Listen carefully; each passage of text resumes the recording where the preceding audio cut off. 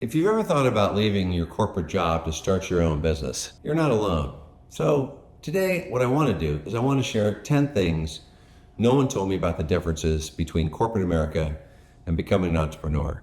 Look, over the years, I've done both corporate jobs and ran my own businesses, and I've learned these lessons the hard way. So let's dive in and let me just cover a few of these for you. So the first thing is freedom is going to feel amazing, but it's going to be overwhelming because it's a double-edged sword. Leaving corporate America gives you control over your time and decisions, but it also means no one's handing you a to-do list. Now, I love the flexibility, but realized I needed to set strict boundaries and routines to stay productive. Coming from a role where I managed hundreds and hundreds of people, I really underestimated how much I missed the structured feedback. So it's going to be on you to create the accountability systems when you're your own boss. Now, secondly, your network's going to be everything, because your network is going to make or break you. Those relationships you built in your corporate job, they're going to be invaluable to you as an entrepreneur. So, I can't count the number of times my former colleagues referred clients, recommended partners, or even offered advice when I needed it most. So don't underestimate that. Like example, when I was launching one of my businesses, one of my first clients came from a connection I made years ago during a corporate project.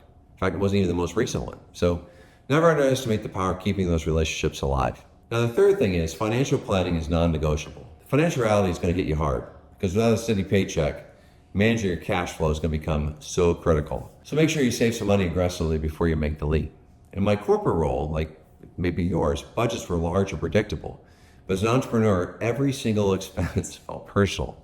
Like one time I delayed hiring because I was overly cautious about cash flow and it ended up costing me time and opportunities. Now, number 4 is you're always selling.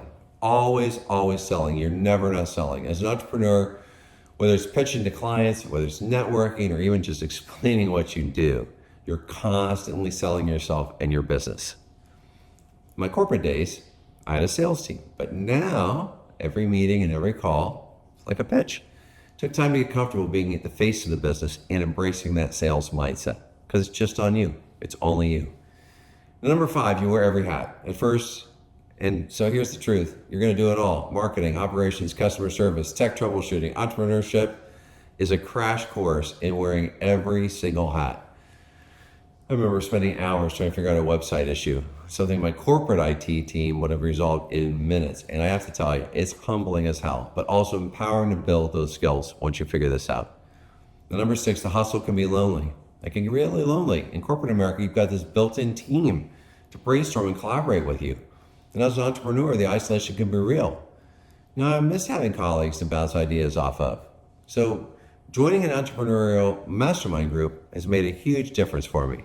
It's like having my own board of advisors. And I talk about that. You need to make sure you got people around you. And number 7, resilience is going to matter more than perfection. As an entrepreneur, mistakes are going to always crop up. This could be inevitable.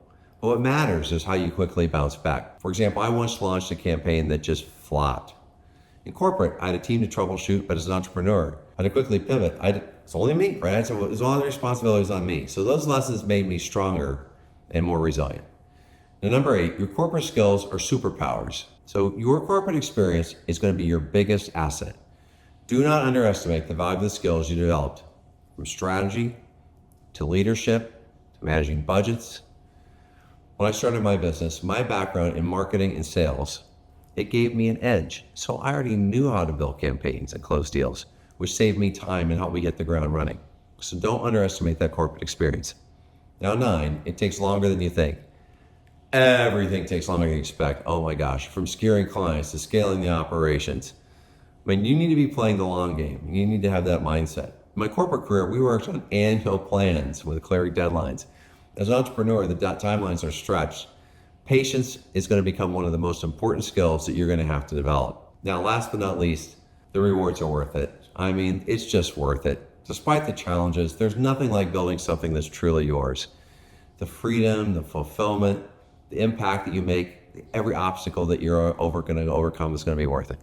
In fact, I remember the first time a client told me how much my work helped them grow their business. Another time when a coaching client told me about how their life had turned around for the better. Those moments are more rewarding than any corporate bonus I'd ever received. The bonuses were good, but those were really rewarding.